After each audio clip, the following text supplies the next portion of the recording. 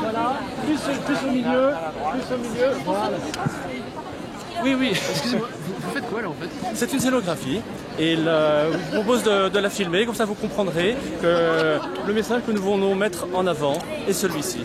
C'est pour illustrer ce témoignage, l'importance pour un enfant d'être élevé avec un papa et une maman.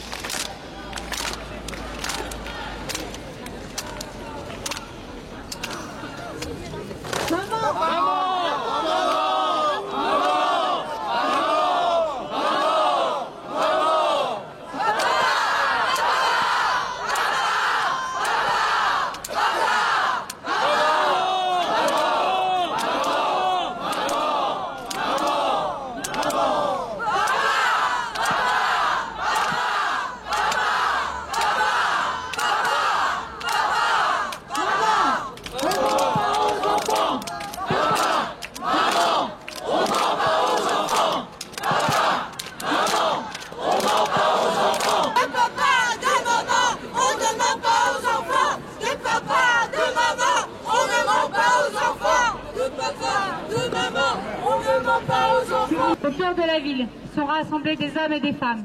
S'ils sont habillés de deux couleurs distinctes, c'est ce qu'ils s'inscrivent dans la parité homme-femme qui marque chaque être humain.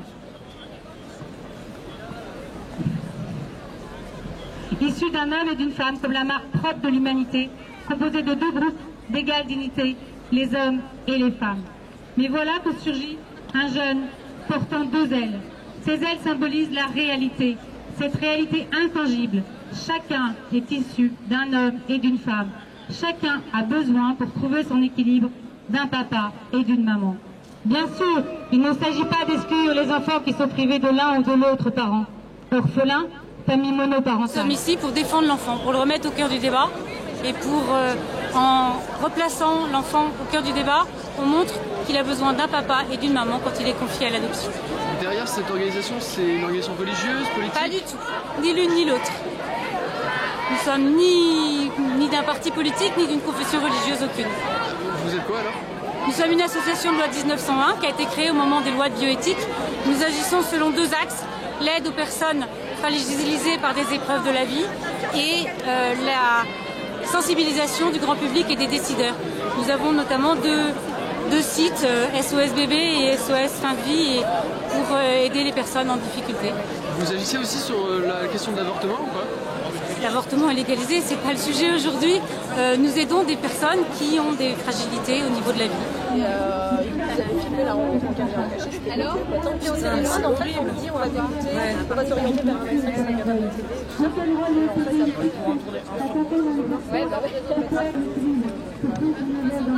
Je voulais savoir, alors vous êtes là pourquoi aujourd'hui? Contre-manifester? Voilà. En fait, on est là pour agir face à Alliance Vita, qui a proposé et qui fait une manifestation contre l'adoption par les homosexuels. Donc nous, alors moi au nom de Mixité, mais également des individus féministes, lambda, des familles homoparentales, ont décidé de venir pour montrer qu'on n'était pas d'accord et pour affirmer nos positions qui sont le mariage pour tous et l'adoption pour tous. Tout à l'heure, je les ai interviewés, ils disaient qu'ils étaient ni une organisation religieuse, ni une organisation politique. Vous en pensez quoi? J'en pense que Alliance Vita s'est déjà fait connaître par des actions et manifestations contre l'avortement, contre l'euthanasie, avec chaque fois les dire que c'est pas naturel, c'est pas, enfin voilà, c'est des propos qui sont connus et reconnus, toujours donnés par les intégristes catholiques ou autres religions, mais pour le coup, on le voit bien. De toute façon, les gens sont assez sont de la mouvance catholique. Et vous avez prévu d'autres actions en lien avec cet événement Alors pour l'instant, là, nous, on a été un peu pris de court parce qu'on ne s'attendait pas forcément à voir ce genre de choses. Maintenant, face à la mobilisation qu'ils ont obtenue quand même, tout en étant organisés, Je pense qu'il faut qu'on prévoie autre chose, ouais. Alors pour l'instant on n'est pas encore défini parce qu'on est, c'est un mouvement un peu spontané, donc du coup il faut qu'on voit. Mais dans tous les cas, déjà des associations s'étaient mobilisées par rapport à la loi sur le mariage et l'adoption des homosexuels, parce qu'ils ne veulent pas forcément faire rentrer tous les critères qu'on souhaiterait dans la loi. Donc pour l'instant je pense que c'est on n'a pas fini d'en parler, ouais.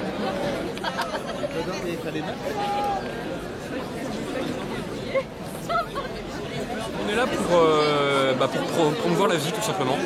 La vie, le mariage traditionnel, dans le sens où on pense qu'un papa et qu'une maman, c'est le meilleur des environnements pour un enfant. On est là vraiment pour l'enfant avant tout. Il y a une connotation un peu religieuse dans ce mouvement ou... Oui, mais je pense qu'on n'est pas obligé de partager notre foi pour partager notre engagement envers l'enfant. Donc l'organisation qui est Vita, c'est une organisation politique, religieuse Alors, pour tout dire, je ne connaissais pas Alliance Vita avant aujourd'hui. Je sais que ça a été fondé par Christine Boutin. Après, je ne pense pas qu'il y ait véritablement connotation politique.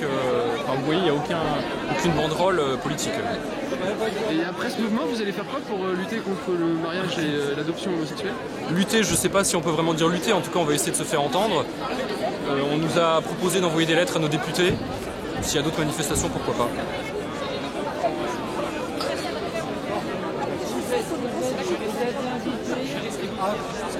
Dispersés, les forces de l'ordre ne seront plus là tout à l'heure pour assurer une bonne sérénité à la chose. Donc s'il vous plaît, maintenant, c'est la dispersion.